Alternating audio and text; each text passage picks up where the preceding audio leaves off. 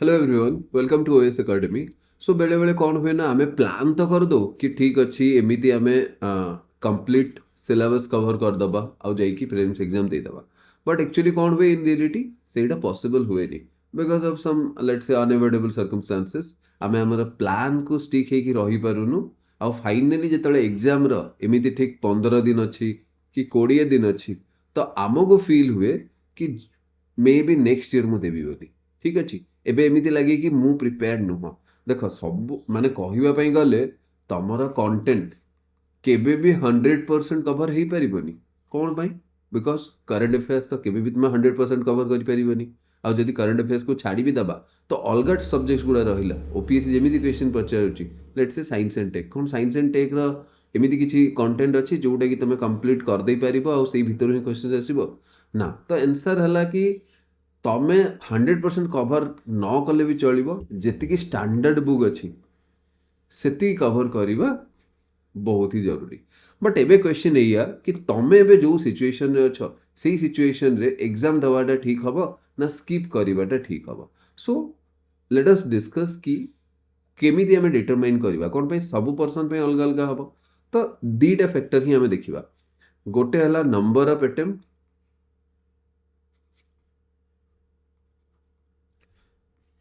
गोटे हला number of attempt आउ गोटे हला तमरा कंटेंट केते कवर हेची।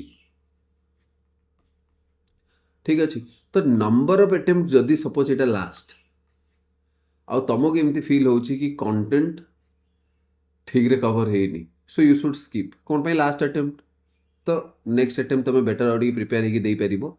बट जदि एटा लास्ट अटेम्प्ट नुह ठीक अछि आ तमर मे भी 2 कि 3टा अटेम्प्ट बाकी अछि तो जस्ट ध्यान देकी शुण कंटेंट जदि 60 to 70% भी कवर होती ना you should appear for prelims. कौन पाई माने कौन कि जिते बड़े भी तुम 60 to 70% कवर कर सिलेबस ता माने तुम भल कि सब जिन पढ़ी जमी पॉलिटी तुम पढ़ी एनवायरमेंट वाला सेक्शन मेजोरिटी पढ़ी तुमर मिसिंग जदि थी करंट अफेयर्स मिसिंग थी आउ रिविजन मिसिंग थी पारे। ठीक अच्छे आम माइंड रे एमिति क्वेश्चंस आसे कि अरे ओडिशा एनसेंट पार्टा रहीगला इंडियन मेडिवलटा रहीगला ओडिशा मेडिवल हिस्ट्री पार्टा रहीगला ओडिशा जोग्राफी सब सेक्शन मते आसुनी ओडिशार जो किंगडम जहाँ भी अच्छी से सब जिन मते आसुनी dynasty dynastic history of Odisha सेटा आसुनी मते। तो एते छोट छोट जिन सब कौन ना माइंड को एमती इरिटेट करूए आमको एमती फिल करइबो कि मे भी आम कि पढ़िनु बोली एटा पूरा परफेक्टली नॉर्मल। तो कौन करवा ସେଇଟା କେମିତି ଇଜିଲି କଭର ହେବ ସେମିତି ଦେଖିବା। ଯେମିତି ଲେଟ୍ ସେ ଓଡ଼ିଶା ପାର୍ଟ ଏବେ ଆମ ପାଖରେ ସମୟ ନାହିଁ କି ଓଡ଼ିଶା ପାର୍ଟ ମୁଁ ଯାଇକି କେଉଁ ଗୋଟେ ସେପାରେଟ୍ ବୁକ୍ରୁ ପଢ଼ିବି ଆଉ ଏଇଟା ତ ମୁଁ ଜାନୁଆରୀରେ ବି କହି ଆସିଛି କି ସେପାରେଟ୍ ବୁକ୍ରୁ ପଢ଼ିବା କିଛି ବି ଜରୁରୀ ନୁହଁ। ଆମକୁ ବେସିକ୍ କ୍ୱେଶ୍ଚନ୍ ସଲ୍ଭ କରିବାର ଅଛି। ବହୁତ ଡିଫିକଲ୍ଟ କ୍ୱେଶ୍ଚନ୍ସ ଆସିଲା ଯେଉଁମାନେ ସେପାରେଟ୍ ବୁକ୍ରୁ ବି ପଢ଼ିଛନ୍ତି ତାଙ୍କର ବି ମନେ ପଡ଼ିବନି ମ୍ୟାକ୍ସିମମ୍ କେସେସ୍ରେ।